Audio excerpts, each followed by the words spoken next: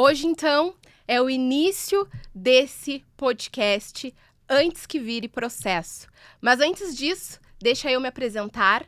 Meu nome é Tamires Rodrigues, eu sou advogada trabalhista empresarial, trabalho justamente para empresas, fazendo toda a parte consultiva para empresas, com a finalidade de quê? De que não vire um processo. Então, antes de tudo, sempre trarei aqui pessoas que possam conversar com vocês, empresários. Esse podcast vai ser voltado para o empresariado, com muitas dores que vocês possam ter. E, para iniciar, nada melhor do que começar por onde? Pela contratação, pela gestão de pessoas. Então, eu recebo aqui, com muita gratidão, a Juscelene Barão, que é justamente uma recrutadora de seleções, né? Isso. Voltada para advogados, mas ela vai se apresentar um pouquinho. Vou deixar contigo, Juscelene. Doutora, primeiramente eu gostaria de agradecer o convite. Me sinto muito honrada e feliz de fazer parte desse projeto, ser a primeira Obrigada. a estar nesse projeto. Adorei o nome, Antes que Vire Processo, né? A gente trabalha mesmo ali, né, no dia a dia do recrutamento ou na gestão, quem é empresário. É bom a gente ter esse olhar, né? Com certeza. Fazer tudo certinho, da melhor forma, para que tenha melhor resultado e que não vire um processo. Com certeza, essa é a ideia, né? Então, eu vou me apresentar um pouquinho. Eu me chamo Juscelene Barão, tá? Eu sou formada em administração, pós-graduação em gestão de pessoas e gestão de escritório de advocacia. Trabalho aí já há algum tempo, né, com recrutamento e seleção, especificamente voltado para o mundo jurídico, né, o ambiente jurídico para os advogados. Porém, o recrutar e selecionar em qualquer ramo, qualquer nicho, qualquer empresa, é o mesmo procedimento, é as mesmas etapas, né? E a gente trabalha aí, eu tenho uma empresa de RH, Advogada X, nós trabalhamos aí procurando os melhores talentos para os escritórios, né?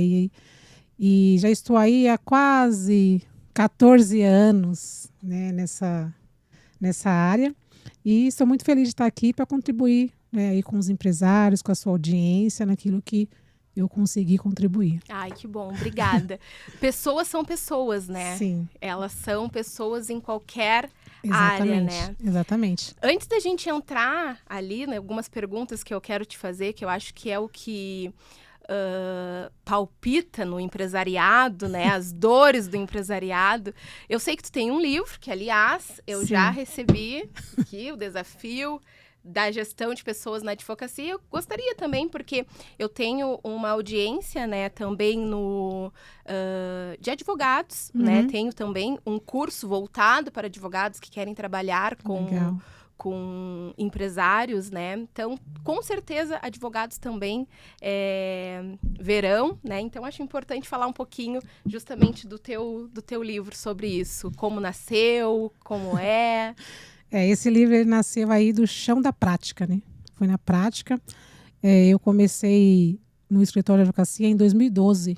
Primeiro semestre da faculdade de administração. Eu tinha finalizado o curso de técnico em administração, na ETEC, e já emendei na faculdade. Entrei em 2012 no escritório do meu marido, ele é advogado, né? Completou 20 anos aí, que já está inscrito na ordem. Que legal. E ele já tinha um escritório há 5 anos, eu entrei em 2012, e tudo que eu fui aprendendo ali na faculdade, na parte de administração, eu ia colocando em prática ali no escritório. Muitas coisas eu fazia pelo instinto, depois quando eu entrei na faculdade que eu descobri que tinha nome, que era o nome de um método, né? Então, e aí a gente foi trabalhando, crescendo. Quando eu entrei no escritório, só tinha o sócio, o meu esposo e o sócio dele. Então, eram nós 3, eu fiquei muito na parte administrativa, né, e eles na parte técnica. E eu comecei a ver o escritório, já naquela época, né, que eles não tinham muito essa visão de que é uma empresa. Sim. Até porque a minha mentalidade era muito de gestão, de administração, não era uma mentalidade de um advogado.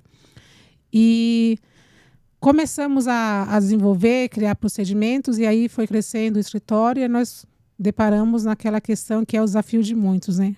Contratar alguém. E precisamos contratamos, né? E a equipe foi crescendo, e eu me vi numa situação bem desafiadora, porque eu estudava administração E não tinha muito, ainda estava fase de aprender, né?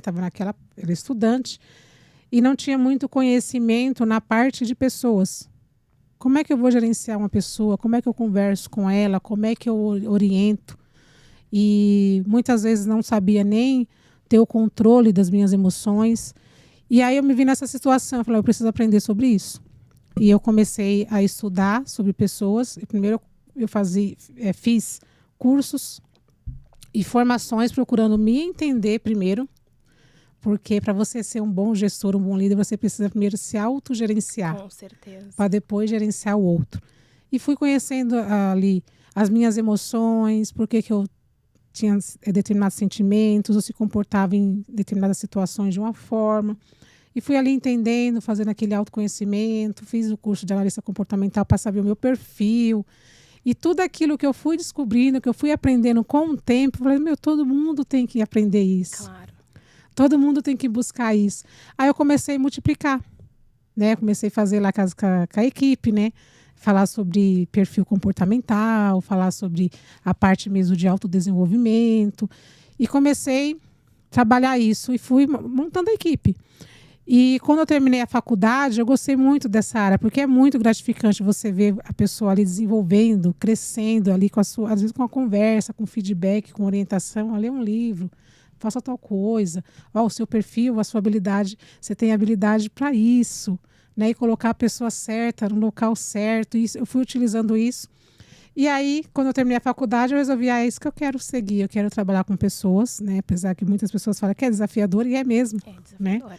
E eu fiz a pós-gestão de pessoas e comecei a trabalhar com essa parte de pessoas mesmo. E aí o livro, ele fala justamente tudo que eu passei durante esse período, né? Os desafios que era, tudo aquilo que eu via, né? E vejo, às vezes, ainda alguns escritórios ali perdidos, de como...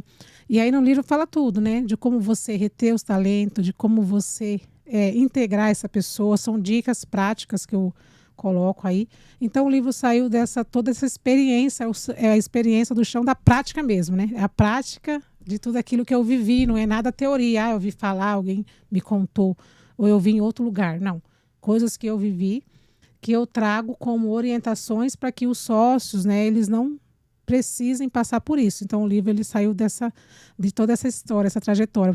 Por isso que chama o desafio da gestão de pessoas. De gestão Por que de pessoas. É desafio? É um desafio, né? Uhum. E a gente estava conversando um pouco, um pouquinho antes, né? Nós conversamos e a gente tem visto que tem sido uma crise geracional que nós temos vivido atualmente, né? E como a gente tem falado, por mais que hoje tu trabalhe voltado ali para o nicho da advocacia, pessoas, elas são pessoas em qualquer lugar. Exatamente. Seja na advocacia, seja na área hospitalar, seja no varejo, enfim, seja em qualquer lugar, né? Sim. E eu queria que tu me trouxesse o que tu acha que mudou de comportamento que tem levado essa crise geracional? O que mudou nos últimos anos, lá do início, né, de quando tu começou há 14 anos atrás para hoje? O que tem feito essa mudança? Tu tem visto essa mudança? Tenho. Hoje, assim, é muito comum a gente ver, né, o pessoal comentando sobre essa geração disso, daquilo, a geração mimimi, a geração... E, assim, mudou muita coisa, né? Mas o principal que mudou são as expectativas que a geração de hoje tem em relação ao ambiente de trabalho. Antigamente era totalmente diferente, né? Você pode ver que muitas pessoas antigamente entravam no emprego e ficavam no primeiro emprego a vida inteira. A vida inteira, é verdade. A vida inteira. Por quê? As expectativas do pessoal daquela época era essa. Era o quê? Manter a sua renda, ter o seu sustento, aquele básico, né? Hoje está totalmente diferente. Hoje as pessoas, elas procuram além disso.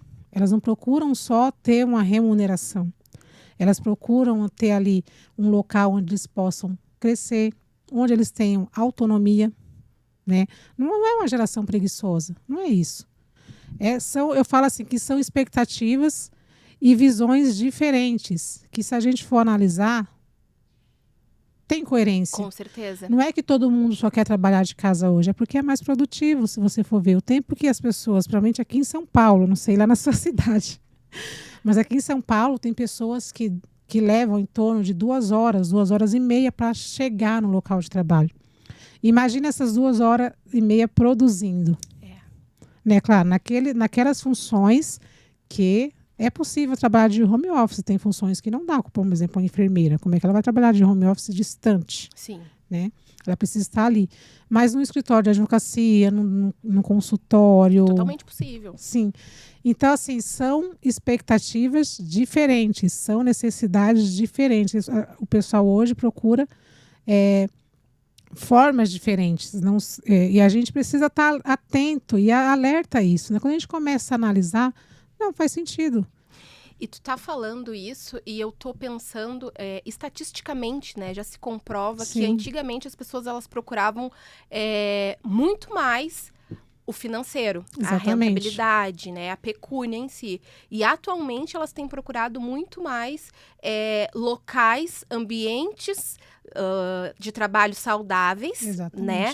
Do que o dinheiro. Não que o dinheiro não faça sentido, ele faz parte do contrato de trabalho, um trabalha e o outro paga, é isso que a CLT basicamente nos diz, né?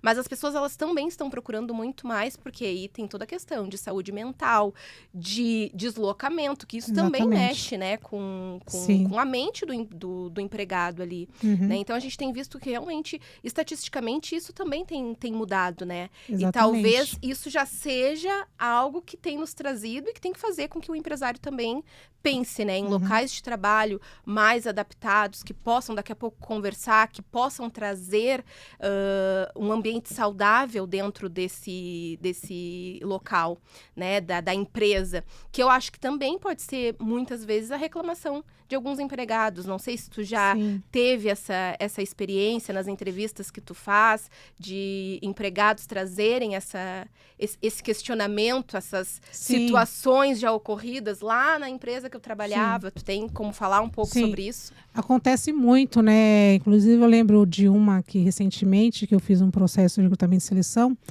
e a pessoa já está trabalhando, né? Ela está trabalhando. E eu sempre pergunto, né? Mas por qual motivo, então, eu faço essa pergunta para entender por que ela está saindo de um local para entrar em outro. Eu perguntei assim, por qual motivo você está saindo da empresa? E detalhe, a oportunidade que ela se candidatou, ela ia receber menos. Você está ganhando muito mais nessa empresa. Qual o motivo que você está saindo da empresa para entrar em outra? E ela falou justamente isso que você acabou de mencionar. Não é remuneração, é o ambiente. Eu estou ficando doente lá dentro. E ela falou que tinha visto a líder, a gestora, gritando com a outra pessoa e que ela não se sentiu muito bem. Ela ficou meio constrangida e está sempre acontecendo essas coisas. E ela prefere estar num ambiente que ela se sinta bem do que ganhar mais. Então, isso acontece assim... Nem tudo é sobre o dinheiro, né? Nem tudo. Isso acontece bastante. Muitas pessoas se candidatam para outras oportunidades porque o ambiente não está sendo favorável. E aí a gente fica uma reflexão, né, para os empresários, para os sócios. Por que as pessoas estão trabalhando contigo e querem sair da sua empresa? É verdade.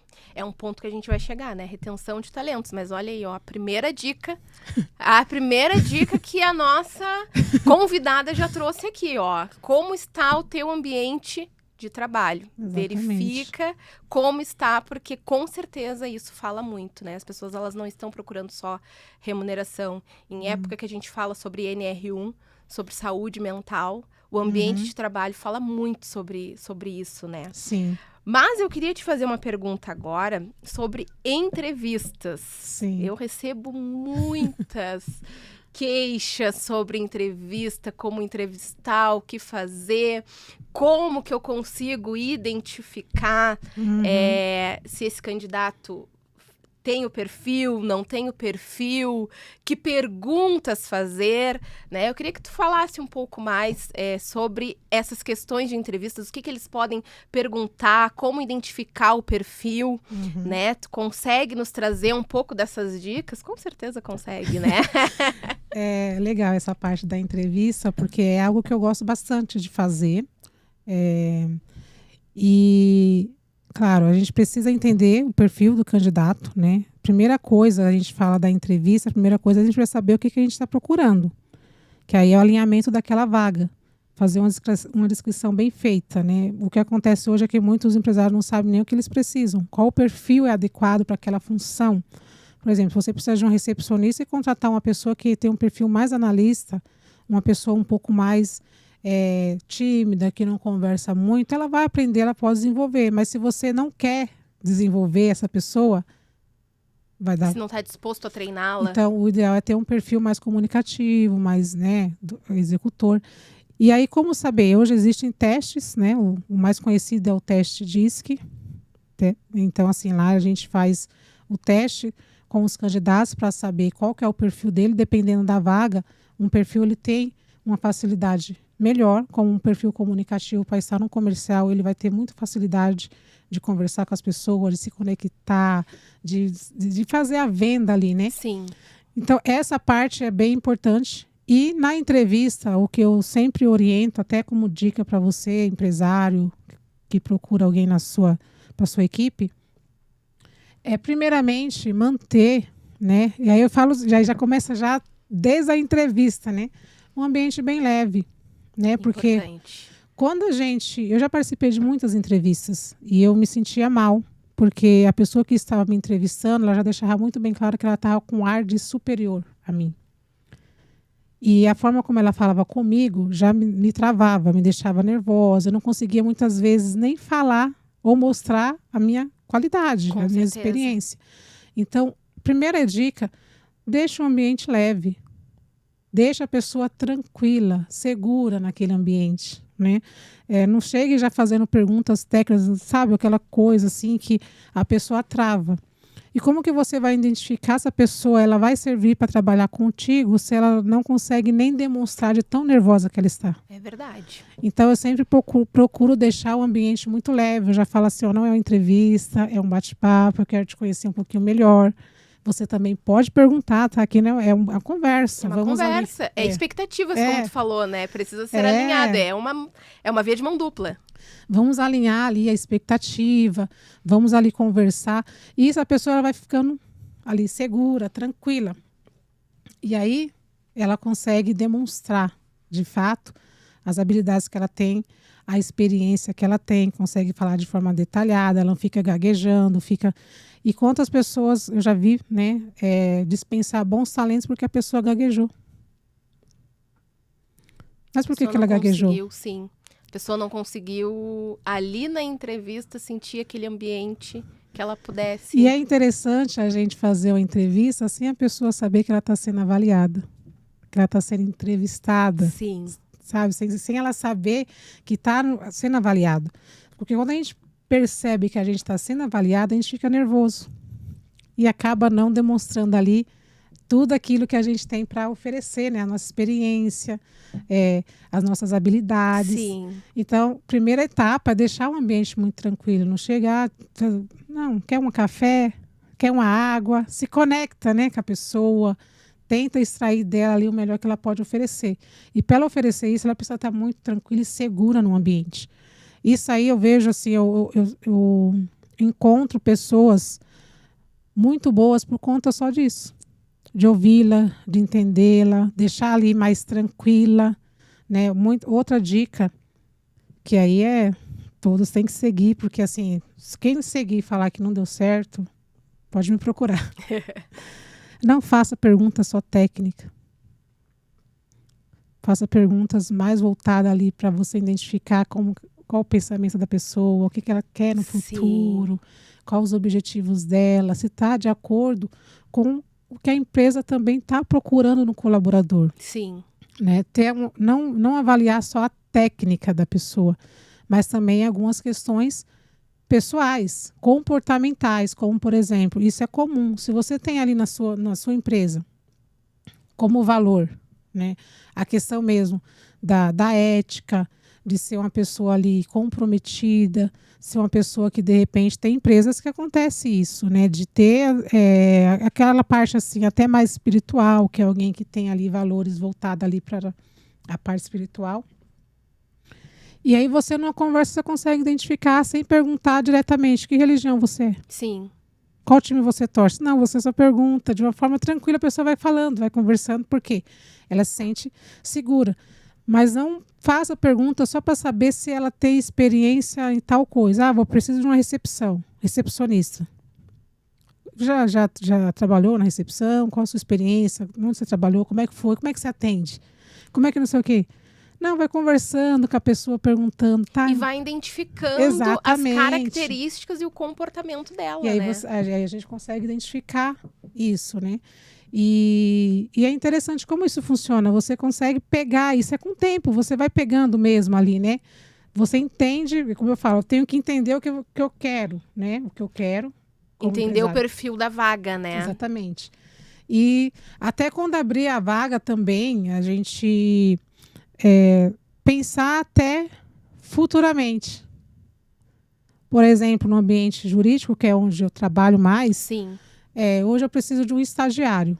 Um exemplo. Estou precisando de um estagiário porque eu preciso que alguém responda as mensagens, fique ali fazendo aquela recepção. Mas esse estagiário, ele pode futuramente, dentro do meu escritório, se tornar um advogado? Sim. Pode. Né? Tem essa possibilidade? Tem. Então, a gente tem que já procurar... Pensar não só no agora, no responder a mensagem, mas pensar daqui a pouco, né, nesse caso, no advogado. Será que ele vai também saber ser advogado? Exatamente. E aí você faz perguntas mais voltadas, se você for ver, é muito mais voltada para questões mais pessoais do que a parte técnica em si do dia a dia. Né? Qual o seu objetivo? Qual o seu sonho? Né? Uma pergunta que eu faço para entender mesmo, né? Por que você escolheu fazer direito? A pessoa fala, você já consegue identificar o que ela quer. O que ela quer, com certeza. Se foi porque... tem gente que fala porque me falaram que ganha dinheiro. Aí já consegue identificar qual é o interesse da pessoa. Exatamente. Outros já falam, não, é um propósito de vida, porque minha família, meu pai me deu um exemplo, vai seguindo. Outro, não, porque eu sempre quis ser, porque eu gosto disso, daquilo, gosto de ler, é uma profissão que eu vou poder ajudar muitas pessoas. Ali ela já vai falando um pouquinho do propósito dela, o que ela quer de expectativa. E aí, a gente alinhar a expectativa dele com a expectativa da empresa. E deixa eu te perguntar uma coisa, o currículo ainda é ou não é um fator importante? É ou não é o fator mais importante? Qual é a tua opinião? Importante mais importante não. Mais importante não é. Esses dias eu até postei na minha página do Instagram. Isso é interessante, olha aí. E esse vídeo foi um videozinho daquela parte do filme A Procura da Felicidade. Sim. Acredito que uma grande parte das pessoas já conheceram, já assistiram. Se não assistiu, assistam, é muito bom. Que ele foi para entrevista, ele ficou preso, não pagou aluguel, ficou preso, estava pintando a casa, ficou preso a noite inteira, tinha entrevista lá na corretora. Ele foi do jeito que estava só correndo da delegacia, né, da prisão, e foi lá, chegou lá todo sujo de tinta, 3 pessoas entrevistando ele. E ele chegou falando, né, eu pensei em criar uma história, inventar uma história e tal, mas assim, eu tô aqui, porque aconteceu isso, estava pintando minha casa, fui presa, enfim, um vídeo voltado para isso. E o pessoal lá que estavam avaliando eles olharam ali a atitude dele, né? O comportamento dele. Primeiro, foi sincero, falou a verdade. Sim. E mostrou muita determinação, vontade de estar naquele emprego, vontade de estar ali. Ele já tinha feito um teste, né? Sem nem conhecer muito bem aquela função, mas aprendeu, estudou sozinho, foi indo e foi se dedicando. E aí depois pula para a parte final, né, que ele fala, ele estava todo de terno e fala assim, eu pensei em vir com uma roupa diferente, já que hoje é meu último dia. Né? Aí ele fala, não, por que você não pensa em vir com uma roupa diferente e amanhã é seu primeiro dia? se você aceitar trabalhar conosco como corretor. E na legenda desse vídeo que eu fiz, estava escrito assim, que a vontade de fazer acontecer vale muito mais do que um currículo. Com certeza. Essa publicação, tanta gente curtiu, trouxe um monte de seguidor, curtindo, comentando, porque de fato, como você fez a pergunta, o que é mais importante? O técnico não é mais importante, ela é importante, mas não é mais. Com certeza. O que é importante? Você identificar a pessoa tem aquela vontade de aprender, de ser diferente, de fazer acontecer. Eu não sei isso, ele tem uma parte que ele fala. Se eu sou uma pessoa, se eu não souber, eu vou falar que eu não sei. Mas eu vou estudar até eu aprender.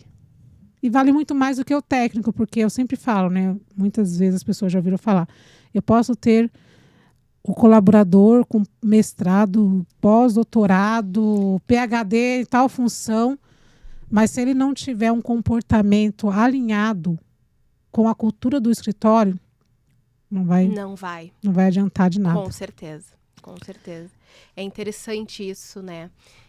Às vezes a gente olha o currículo, Sim, pensa que é uma pessoa excelente, ou daqui a pouco não, né? Mas a pessoa tem realmente a oportunidade de mostrar quem ela é, de sim, fato, né? Talvez até numa entrevista. exatamente. Conhecendo aqui os valores da pessoa, o propósito da pessoa, o interesse da pessoa, que nem sempre está alinhado com o currículo de fato, né? Precisa ter um equilíbrio, né? Exato. Da parte técnica e a parte comportamental. Com certeza. Tem que estar muito alinhado.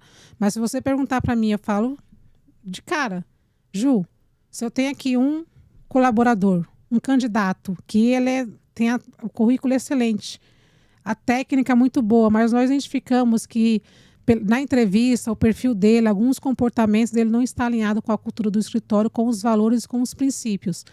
Esse aqui já não tem tanta experiência, mas está alinhado. Qual que eu vou escolher? Eu escolho esse. E algo que eu quero te perguntar, que eu tenho visto muito os empresários reclamarem, tá? Sim. Vai alinhado com técnica e comportamento, mas quando, por exemplo, há umas 2 semanas atrás, eu dei 2 treinamentos para 2 empresas diferentes, tá? Eu faço treinamentos corporativos para as empresas e tal. E foram para empresas diferentes. No meio do treinamento, tá? Ele era voltado para gestores e líderes ali, então tinha encarregados, líderes, coordenadores das empresas, pessoal de RH. E as 2 empresas me reclamaram a mesma coisa, tá? E eu quero que tu me ajudes, que tu dê uma dica para eles do que eles podem fazer nessa situação. Tá muito difícil contratar, né? A gente tem visto uma reclamação geral das empresas, também essa é uma outra dor, a contratação. Mas aí contratei a pessoa é boa tecnicamente, tá? E só ela executa aquela determinada função, aquela operação que é importante para a empresa, mas o comportamento dela não está de acordo com a empresa. Então, as empresas elas têm se submetido justamente por essa falta de mão de obra ou não, também quero que tu deixe a tua opinião sobre isso, né?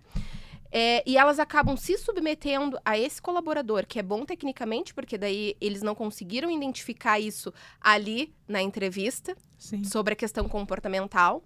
Esse colaborador já está ali inserido, ele é de extrema importância para a operação, mas o comportamento dele não está alinhado. O que fazer?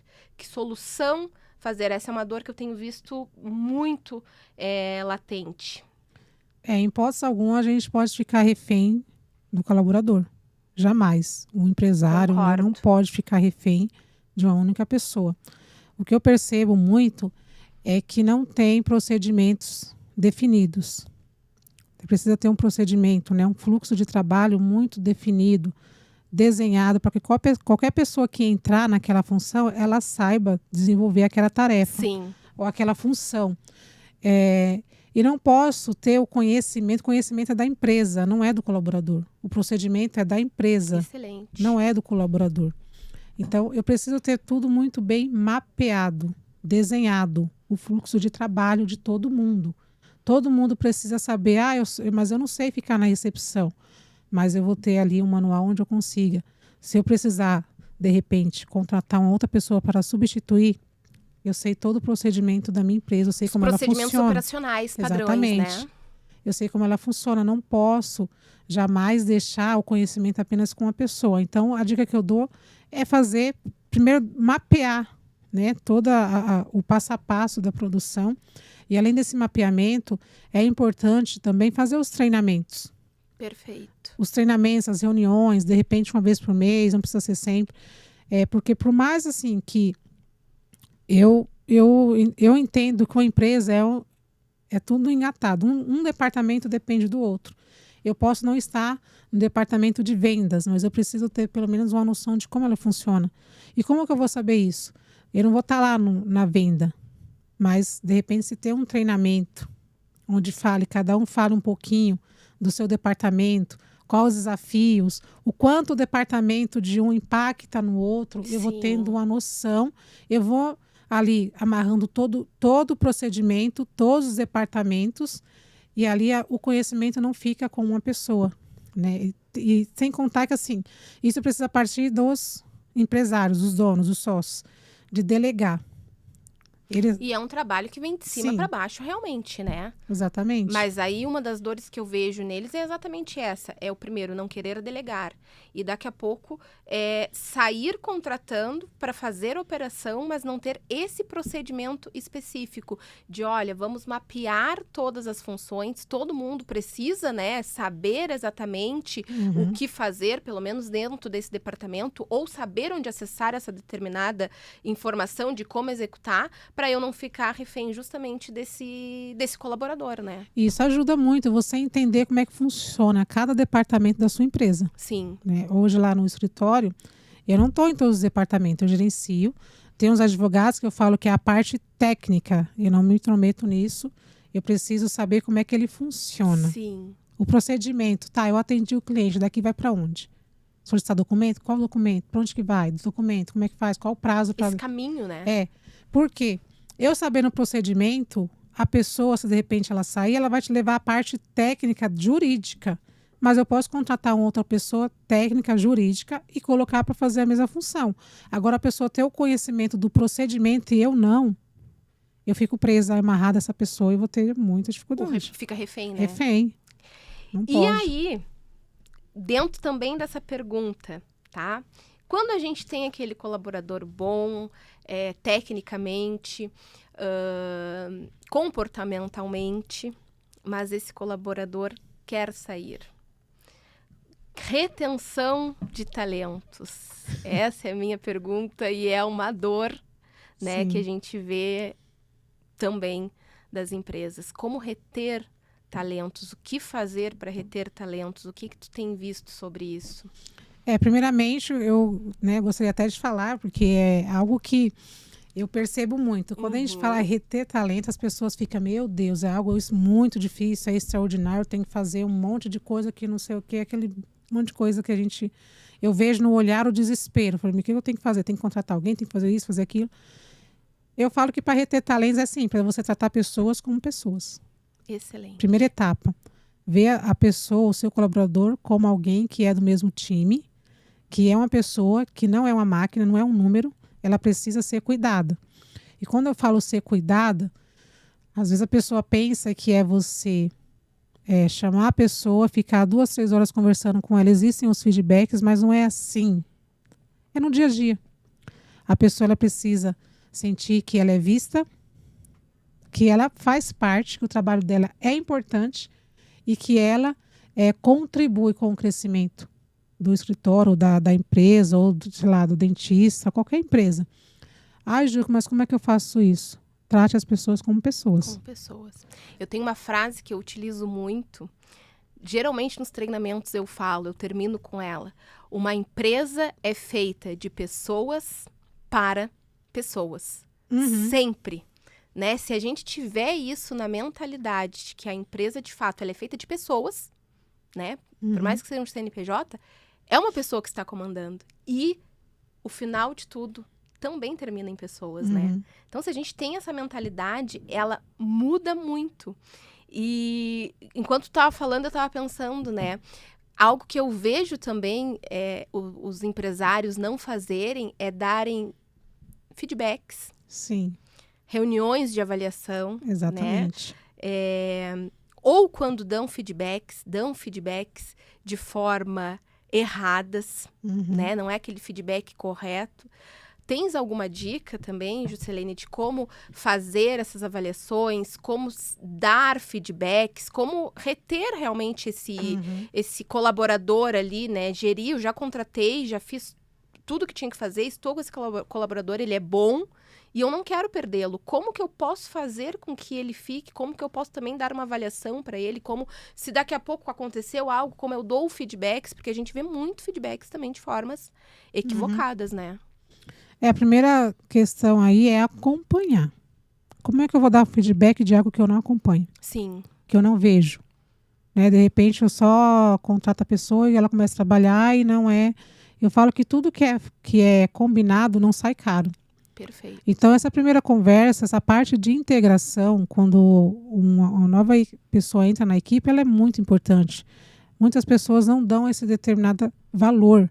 Mas ela é muito importante, essa etapa de integrar essa pessoa ao time. O time já está caminhando. E aí precisa entrar uma outra pessoa, ela precisa ser integrada àquele ambiente. E aí tem várias questões que muitas empresas deixam de fazer. Primeiro, uma coisa que é muito interessante, chamar esse colaborador no primeiro dia, eu falo que ele não trabalha assim mesmo, operacional. Ele precisa entender a empresa. Perfeito. Então, nesse primeiro dia, é apresentar para ele a empresa de fato. Não é só falar isso aqui, não. É levar essa pessoa, apresentar um por um da equipe, os departamentos, falar como é que funciona, qual a missão, visão e valores da empresa, o que é aceitável, o que não é aceitável naquele ambiente, passar ali todo o manual, né, de conduta da empresa. Regimento interno, né, exatamente. Da empresa.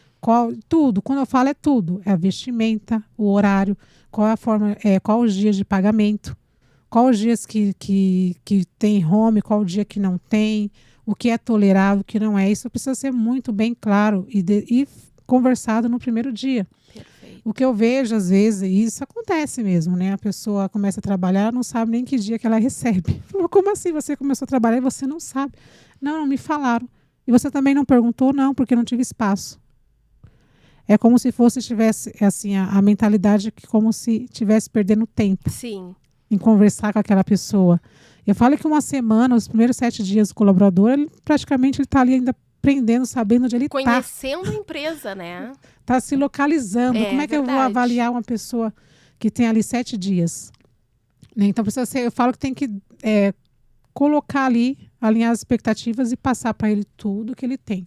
Outra coisa que é importante é sempre interessante, traz muito resultado quando a gente destaca alguém na equipe que eu falo para ser madrinha daquela pessoa. Não é madrinha, assim, é a pessoa que vai estar ali responsável por fazer essa integração. Fazendo acompanhamento inicial. Ajudar, orientar, né? Sim. E não esperar acabar o período de experiência para dar um feedback. Já ir fazendo. Primeira semana, os primeiros 7 dias, acompanha. Deu 7 dias, chama para conversar. E aí, como é que tá? Tá gostando? Qual a expectativa? Tem algo que eu possa te ajudar? Está com alguma dificuldade? Tem algo a acrescentar? Isso vai fazendo com que a pessoa ela se conecte, ela comece a sentir, poxa, estão preocupados comigo. Perguntou para mim o que eu tenho. Isso retorna também para a empresa, né? E aí, quando a pessoa ela começa a se sentir ali mais segura naquele ambiente, ela se integra muito rápido. Sim. Né? Pode ver, não sei se você já viu, mas acontece muito assim, eu vejo muitas pessoas falando, nossa, eu estou aqui há 2 meses, mas parece que eu já estou há 1 ano. Sim, acontece muito, né? Porque se integrou muito fácil, ela pegou a cultura, ela pegou a forma de trabalho. Mas como que ela pegou? Ela teve feedback logo no início, teve uma integração muito bem feita e ela é acompanhada. A maioria das empresas eu vejo que nem regimento interno tem. Não. Para que agora eu tenho visto um pouco mais que os empresários estão se conscientizando da importância desse documento. Né? Uhum. Mas não tem nenhum regimento interno para que o empregado saiba quais são as regras da empresa, o que eu posso, o que eu não posso. E depois querem cobrar dos empregados que eles não fazem o que deveria ser feito. Mas como que ele sabe o que deveria ser feito? Não tem como, né?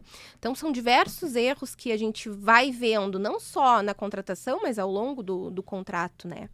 E uma das coisas que eu queria te perguntar aqui, o nome do nosso podcast é Antes que Vire Processo. Né? A nossa ideia aqui é justamente trazer para vocês aí dicas. Tu trabalhando com recrutamento e seleção, tá? O que tu já viu de errado que é feito, às vezes, pelos empresários, pelo empresariado, na contratação e que pode virar um processo? Eu já vi e percebo muito, às vezes, o empresário muito perdido. Às vezes, agindo pelo impulso. Preciso contratar, daqui a pouco não quero mais. E isso é muito ruim, tanto para a empresa dele, né? Com certeza. Quanto para o recrutador, que abre vaga, fecha a vaga. Peraí, quero ou não quero? E o que pode dar processo, que eu já vi, já aconteceu, né? Não sei se gerou um processo em si, mas a pessoa ameaçou a candidata. É a promessa de emprego. Ah, com certeza. Promessa de emprego, e aconteceu mesmo, né? Uma candidata que ela foi selecionada para trabalhar para um cliente nosso e ela saiu do emprego. Ela pediu as contas do antigo emprego para entrar no outro. Possível emprego. E nessa questão mesmo de, como eu falar, de por impulso, de repente o empresário decidiu que não queria mais. Só que ela já tinha sido selecionada, ela já tinha sido comunicada por ele mesmo. Indenização por danos morais. E aí, o que aconteceu? Ela falou que ela ia entrar com processo, porque ela teve uma promessa e ela pediu as contas do trabalho que ela estava para começar nessa outra empresa e simplesmente o dono da empresa falou que não queria mais contratá-la. E realmente dá processo isso, né? Sim, por isso que eu falo que a pessoa tem que estar, o empresário tem que ter esse cuidado, né? De saber muito bem ali, conhecer bem o seu negócio, saber se ele de fato precisa contratar ou não. E numa dessa, ele pode receber um processo. Com certeza. Outra coisa que eu vejo muito também é experiência, né? Sim. Mais de 6 meses de experiência. A gente vê muito isso. E eu que trabalho ali com o direito do trabalho, é muito claro que tu não pode pedir mais de 6 meses de experiência.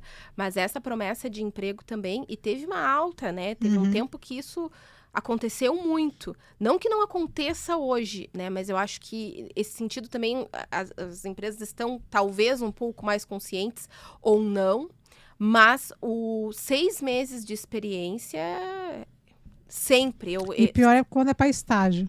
Para estágio também pedem? Pedem.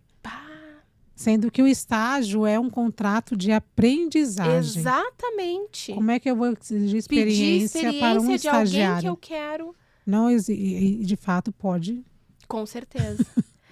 E é por isso que eu também vou fazer, inclusive, um livro. Final do ano, vou lançar um livro com mais de 40 dicas, desde o início do contrato de trabalho, o meio do contrato de trabalho e o final do contrato de trabalho, para justamente tentar blindar as empresas aí de erros que a gente vê que eles cometem, né? Tu imagina, a gente está aqui conversando só do início da contratação. E olha quanta coisa a gente já extraiu aqui de erros, né, que acontecem, que podem sim virar processo, outros não, né? Mas imagina depois, ao longo do contrato de trabalho, que são coisas que a gente vê e vê muito, né? Outra questão também que pode dar processo, não sei se o nome seria discriminação, mas eu já vi acontecer da pessoa contratar uma candidata e depois, antes dela começar a trabalhar, acertar tudo, descobrir que ela está grávida. Sim. E por conta disso, não levar a contratação adiante. Pode dar processo. Pode então, virar isso processo. Acontece bastante. Por isso, você tem que ter esse cuidado, né, mesmo. Com certeza. Pode virar processo, sim.